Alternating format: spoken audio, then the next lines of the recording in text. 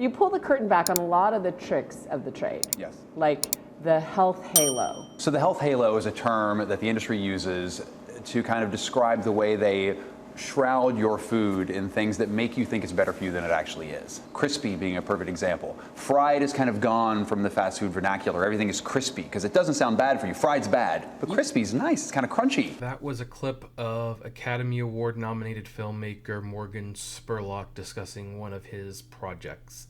Welcome to iCritic Live. My name is Kevin T. Rodriguez, film critic of iCritic.net. This is the podcast where we talk about entertainment, pop culture, and life in between. And today's episode is a sad one for me personally.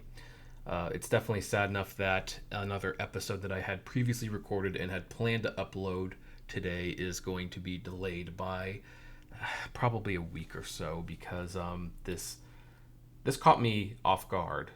I guess all deaths do catch me off guard, but Morgan Spurlock, the director of movies like Super Size Me and Palm Wonderful, presents the greatest movie ever sold, Forgive the Phone. He has died from cancer at the age of 53. Super Size Me was one of the best documentaries I have ever seen, and though it has come under scrutiny because of, the revelation that he might have been drinking alcohol during his 30-day experiment, which would, of course, affect the numbers, if you will, of the whole experiment, rendering the whole thing useless. It was still a movie that got a lot of people to stop and think about what it is they ate. I know there's people on X, formerly Twitter, who have been dunking on this movie fairly recently, which seems like incredibly poor timing now, saying like, oh yeah, it was like 20 years ago where some guy ate McDonald's for 30 days and it resulted in a no-duh results. Well, the thing is, you have to keep in mind that when he made Super Size Me, obesity as an epidemic from fast food was growing. There were people suing the corporations for their food making them fat, and we all laughed about that, but to see the results really in real time, like what could happen if you just threw caution to the wind and ate these, large amounts of fast food every day, all day, what it could do to your body was a revelation. Now, of course, again, some of those results might be tainted because he was supposedly also drinking during the time, and that might have resulted in the liver being bad. But, I think about that movie now because one of the things that he increased his risk for when he did that little experiment was he risked, cancer. That was one of the things that he had. Who is texting me? Sorry, folks, let me just turn that off real quick. So, where was I? Oh yeah. So, one of the potential consequences of doing this was that he was much more likely to get cancer at an early age, and it appears he did have cancer. He battled it privately. Maybe that was partially because he hadn't had a career for a while, because he wrote a blog post, and we'll be talking about that a little later. And it kind of made him persona non grata because he wrote it at the height of the Me Too movement. Now, Spurlock was more than a one-hit wonder. He didn't just direct Super Size Me and eventually the sequel Super Size Me 2, which is probably an even more important documentary about the food industry and how it has reclassified itself and rebranded, if you will, all their unhealthy foods to try to convince you that it's healthy. I mean, fun story, on the day of my bachelor party, before the party actually started, like, my friend Zach was coming from Sacramento to LA, and I'm like, hey, let's hang out and let's see a movie. Like, what do you want to see? He's like, well, I was thinking of seeing Godzilla, or I think it was a Godzilla movie that was out at the time. Maybe it was a Spider-Man. I forget. And I'm like, dude, you're in LA. This is where you can watch any movie in the world you want, and you want to watch a movie that you could watch anywhere. And he's like, well, that's true. Let's see what's out there. And we found a screening of Super Size Me 2, so we went to see it.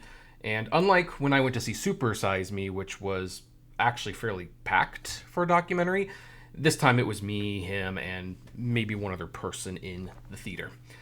And it made such impression that, you know, we would make jokes about it when it went time to go grocery shopping for the party that night. Like, hey, look, it's cage-free eggs. That must mean they're fresh. And we'd see the McDonald's billboard that says, you know, freshly served eggs, and it showed the egg being cracked. Like, oh, look, McDonald's is actually cracking the egg to get the yolk out. They're doing the bare minimum to make sure it's fresh.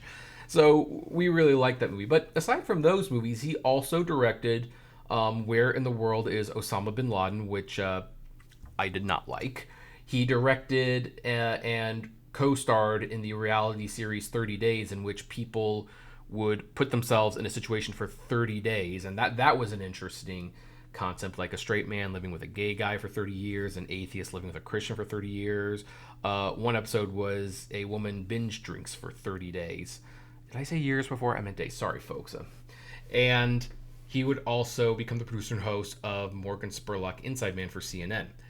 And then he actually even did dip his toe into some more mainstream efforts. He did a movie called Comic-Con Episode 4, A Fan's Hope, where he did not star in the movie, but he directed a documentary about Comic-Con and the cultural phenomenon around it. And then, funny story, he directed the 3D motion picture event One Direction, This Is Us, which, aside from a couple of scenes, is probably the least Spurlocky film he directed.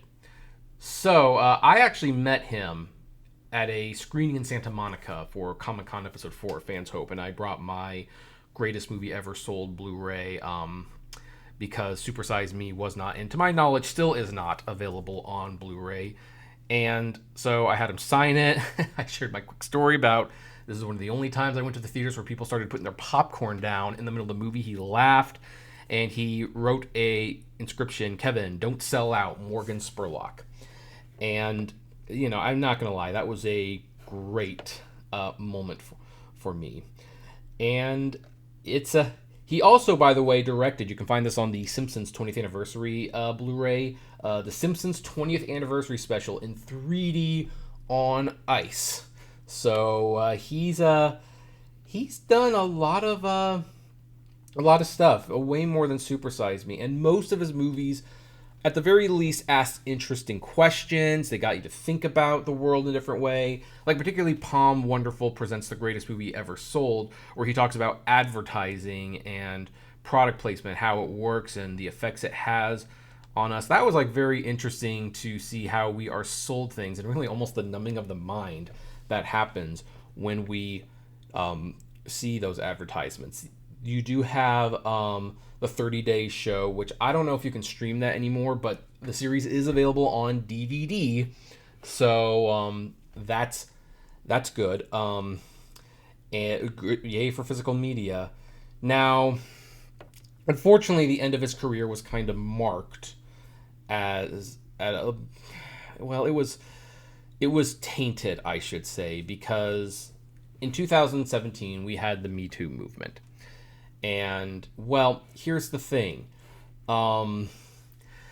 He was not accused by anyone of doing anything, but he was looking at all these all these men falling down, and he started thinking, like, well, what if I'm next? Like, you know, I did stupid stuff when I was in college, and he wrote a blog post admitting what he said in hindsight, this was probably sexual misconduct. Now, it should be noted, no woman ever came out and accused him of sexual misconduct.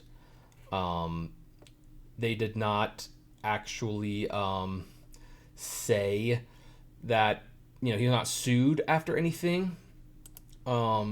He had wrote an article, which you cannot read for free anymore. It's behind a New York Times paywall, called "I Am Part of the Problem." And he talked about things he did when he was younger that, in hindsight, probably was not appropriate at the very least. And he said, you know, I'm probably part of the problem, and I want to be part of the solution. That was the intent of the blog post. But because there's no room for nuance or context anymore, of course, the only thing that resulted was him getting canceled.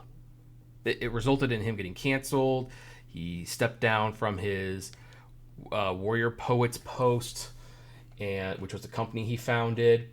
Super Size Me 2 was dropped by YouTube Red, although it did eventually get distributed by Samuel Goldwyn Films.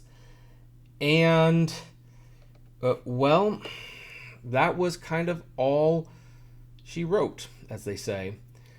So it's a very interesting career, and if what he did was sexual misconduct, I'm going to have an opinion that some people might not share. I'm glad he took responsibility for it. He did not have to do that, but he did it because he wanted to be part of the solution. And that was one of the issues that I kind of have with the whole cancel culture, Me Too movement thing, is like, well, when someone actually steps up unprovoked and says, you know what, I may be part of the problem and I'd like to change, you should allow that person to change. You should let them change course and prove themselves, especially if they don't have to do it. But no, the thing is, like, no, once you do this, you are forever tainted. Cut the legs off, and so it's a shame.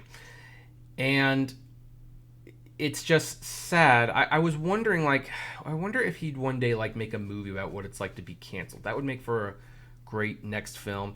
And I'm going to be honest, I tried sending several emails trying to contact him to see if he would come on this podcast. I wanted to know what, as someone whose movies I do admire and whose work did inspire me, I do want to know, what's it like to be canceled? What does the everyday life of Morgan Spurlock look like now that you're not making movies? And apparently it looks a lot like chemotherapy and things like that, because he was sick and he was quite about that. Now, he actually married a filmmaker and entertainment executive named Sarah Bernstein, so if he was healthier, maybe he could have had a comeback, although they did separate in 2024, which is sad, because it's like, wow, you separated the year he died. Like, you couldn't stick it out. I wonder if there were some issues there where the treatment just became too tough. Maybe he got a little bit more self-destructive. I don't know what was happening there, but that's a shame that happened. So I don't always have the best words when people die. All I can do is express my love for the work and admiration of the craft. And even though his blog post, he admitted to some things that were not great, I admire that he tried to take responsibility for his actions, unlike other people who basically try to pretend that nothing happened. Like a certain high-profile producer who got his sentence reduced recently, and we won't talk about him because everyone knows who it is, and we all agree that guy's a piece of garbage. But, I know younger kids are just poo-pooing on Super Size Me. I don't know why they started poo-pooing on it, and then the week before he died was just unfortunate timing. But I really encourage some of those people to really give it a second watch and really think about what's actually being said. Because at the end of the movie, he admitted, look, what I did was extreme. No one in their right mind would do this, but there are people who eat it quite frequently, and some people do eat it every day. And if you do that for an extended period of time, look what can happen. What can happen to you if this is what happened to me?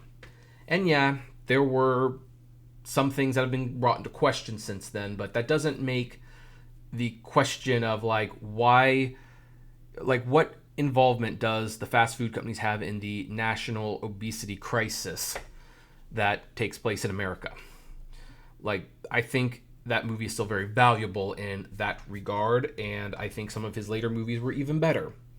It's a shame there will be no more, but wherever he is, I hope he's living peacefully. So, folks, thank you for taking some time to listen to me. We will be back next week. We will talk about Disney's Club 33 movie, and we're going to talk a little bit about Kevin Spacey. We're going to delve into some controversial topics as well. In the meantime, stay safe, hug your loved ones, and I'll see you at the movies. Hey, you made it to the end. Thank you so much for making it to the end. Just a few more things. First of all, the names that you see on the screen, these are our Patreon and YouTube member supporters, and I thank each and every one of them. Their support helps me make exclusive videos for Patreon and YouTube members, as well as keep the channel running, and of course is just of huge kindness to me. Also, don't forget to check out the iCritic-led podcast on Spotify, Apple, Google, Deezer, whatever podcasting service you listen to, it is there.